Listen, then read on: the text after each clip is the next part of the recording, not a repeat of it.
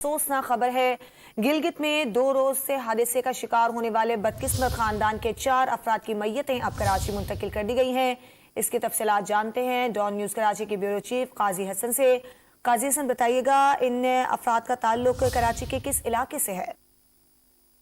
ये जो हादसा हुआ था गिलगित में आज, इसमें जो 4 जो जाबाक अफराद हुए थे उनकी आज एडीओ खाने में मैयत पहुंचा दी गई है, जिसमें 50 साल नासर है, उनके साहबजादे 30 साल साहबजादे फैसल और फैसल के 2 बच्चे 6 साल उर्वा और 5 साल अब्दुल्ला शामिल है। इस बदकिस्मत जो खानदान है इसका ताल्लुक लियाकताबाद दाखाने से था और इस हादसे में मजमूई तौर पर 13 अफराद जख्मी हुए थे, जिसमें से 4 की जो मरने वाले थे, जहाँ बाक होने वाले थे, उनकी लाशें जो आज एडीसत खाने पहुंचा दी गई है। जी, बहुत शुक्रिया आपका काजी हसन तफसीलात के लिए। गिलगित में 2 रोज कबल यह हादसा हुआ था और खानदान के 4 अफराद हैं जिनकी मैयतें अब कराची मुंतकिल कर दी गई हैं।